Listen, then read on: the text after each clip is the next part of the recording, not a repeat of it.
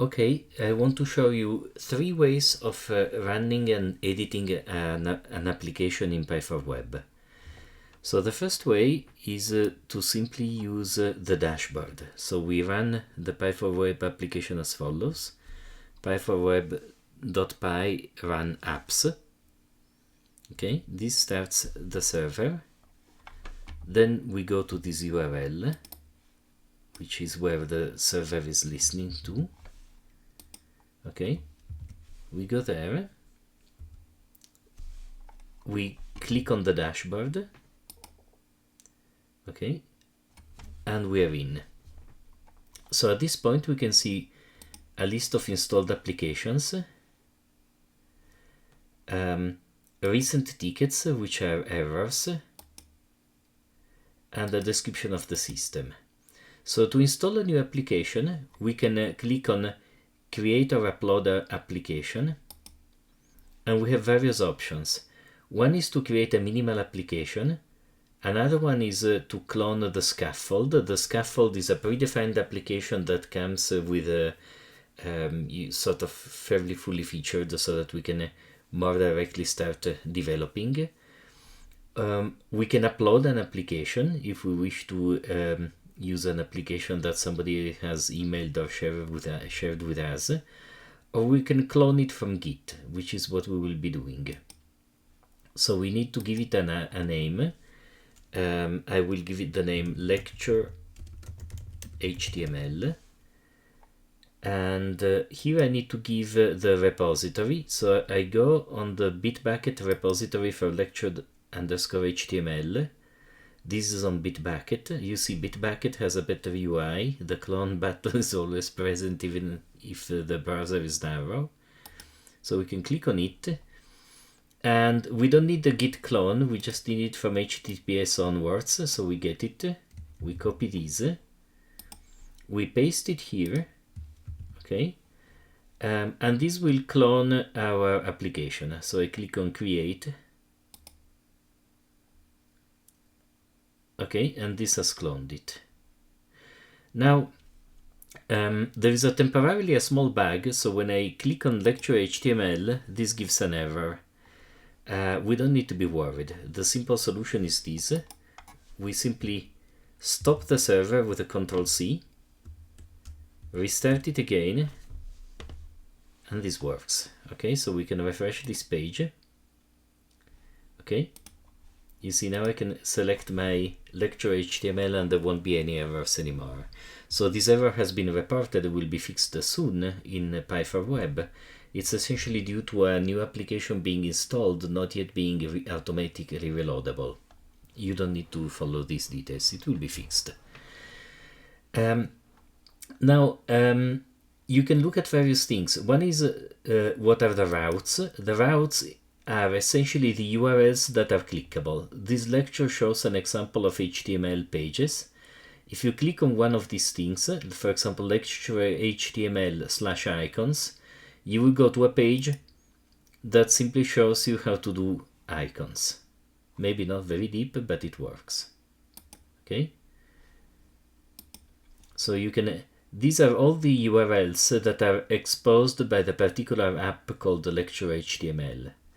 You can also look at the various files. I will explain in a later place what is the meaning of each file and how to edit them. But for example, if you go into templates, these are the HTML templates that correspond to the routes. You see, for example, these bullets here is generated by bullets.html. And if you click on it, you can edit it directly in the browser. So this is the content of the file, and you can edit it, and then you can save it and reload it, or even delete it if you wish. Okay? So one way of working is to work directly on the basis of the dashboard, which enables you to install applications, examine the URLs that they expose, and examine all the files that are included in the application, so that you can edit and modify them or create a new file and so on and so forth. Okay, so this is one way of doing it.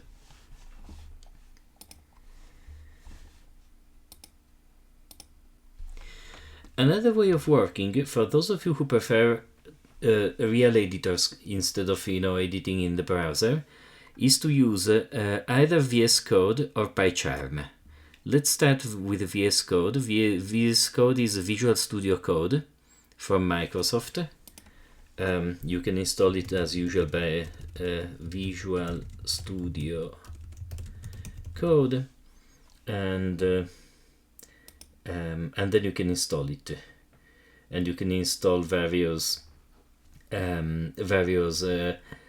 extension packages to deal with the Python language, with the HTML, with the JavaScript. It's a very powerful, full-featured and free editor, which is actually very nice to use. So if you have it already installed, as I do, you can open it, and then you can say open folder. Okay, you choose the folder where I have the Py4Web that I'm using. I have a lot of stuff on my file system, but this is where my Py4Web is. I can open it, and then I can see the structure of the application. There is a Py4Web folder. This is a Py4Web executable. There is the apps folder in it. In the apps folder, there are the applications. Each one of these is an application. This is a dashboard app. Okay. And this is the lecture_HTML app. It's grayed out because it's not part of the same Git repository as everything else. The lecture HTML will be its own Git repository. So this is one way of doing it. Okay, and here you can see the templates. And for example, if you're interested again in bullets.html, you can click here and it displays it. And you can edit it. Okay, so another way is using Visual Studio Code. The third way to do it is to use PyCharm. This is my favorite way, but PyCharm is slightly more complicated to set up. Once you set it up, though, I find it makes the editing and the development quite a bit easier. So PyCharm is you can search for it, of course. So from JetBrains, okay, and you can download it. And actually, so this would be the professional or free community edition. And if you're a student, there is also an educational version of it. So you can search for PyCharm Educational Edition. And this is the same as a professional edition, but it is done for students, and so you can qualify for that and get that if you are a student. At any rate, after you install it, you want to open it. So let me actually stop this particular server. If I use PyCharm, I want to run Py4Web from the server, from PyCharm itself. So I click on PyCharm. This starts up. It's a bit more heavyweight PyCharm. So at this point, I want to open an existing project again. So I need to again find it. So I go to my teaching directory, I go here, and I go to Py4Web, just as before. I open it. But then, since we need to actually run Py4Web from PyCharm, we need to do a tiny bit of installation.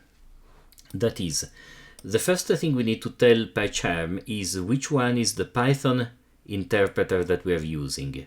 You remember that we have this environment called the CSE183. Okay, so we need to choose it. You see, now there is another environment available. So we need to click here and choose, if we can find it, the CSE183 environment, which is not present. So we have to say add interpreter. This throws us in this complicated menu. We have to choose existing environment, and then we have to do a bit of search, right? Oh, actually, I'm lucky. So users look Anaconda 3 environments CSE183 bin Python. This needs to point to the executable Python in the environment you want.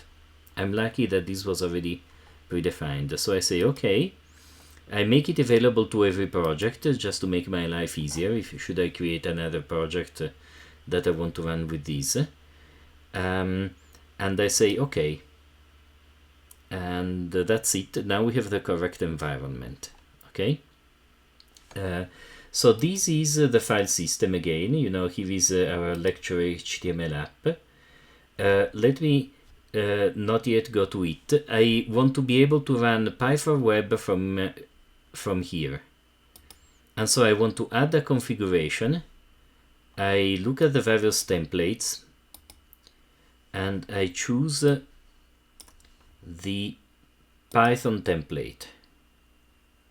Okay, and I want to create a configuration actually that I call Py4Web. Okay, so this will be my Py4Web configuration.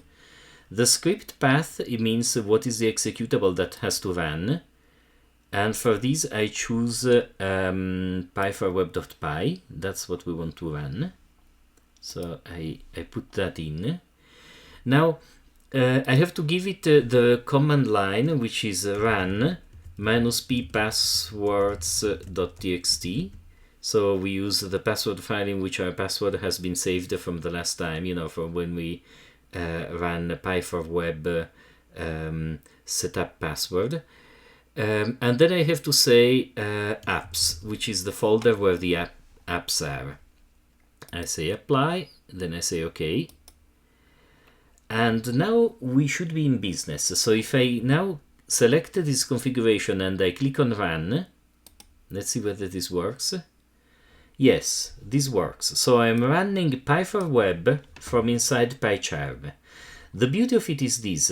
If I make a change to my code, or if I want to restart the Py4Web, all I need to do is click on this button.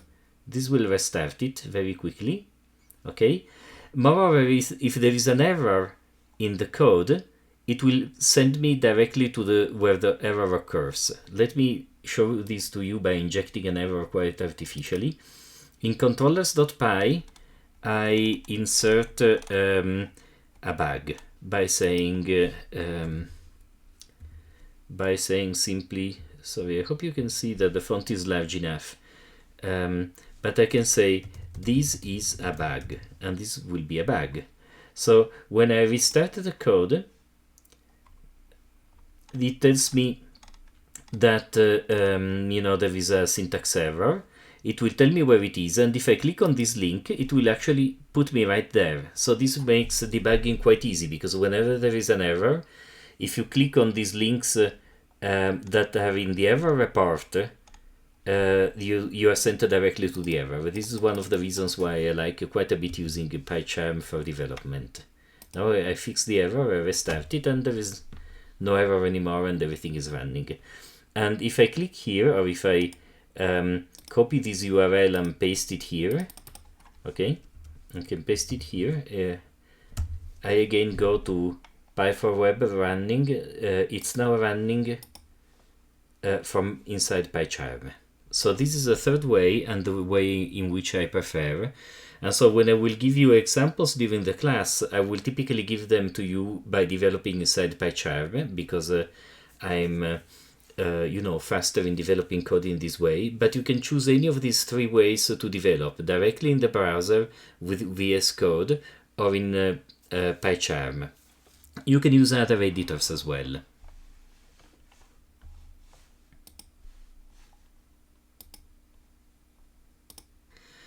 So if we are using PyCharm in order to develop, as I do, there is one more step that you may want to do whenever you clone a repository. You see, lecture_html is slightly grayed out, or is sort of browned out a little bit. It's not black like the rest. And this is because Py4Web is the main repository. All these dashboard, the default, etc., all these belongs to the main Git repository of Py4Web. But this lecture_html is something that is not part of that repository. If you look at the gitignore file here, it says that essentially all the apps are excluded except for the apps that come along with the Py4 Web.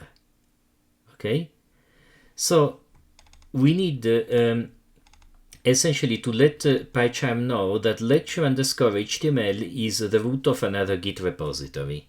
It is the root of a Git repository. If you go look at the details here, okay, we are in the top lecture_HTML directory, and if we do an ls, okay, it shows that there is a .git file which is a sign that we are in the top of the repository. In fact, we can say git remote view, okay, git remote, and it says origin git remote verbose, and it will tell us, you know, where we cloned it from. So this is a repository root, lecture_HTML, and we need to let PyCharm know. We do it by going into the PyCharm setting, version control. You see, this is a root that it knows about, and then there is this funny thing that it says unregistered roots. This means that PyCharm believes that this is a root of a repository, but it's not paying attention to it. And so we have to highlight it and add it. Now it becomes also a root it knows about. We say apply, close, okay?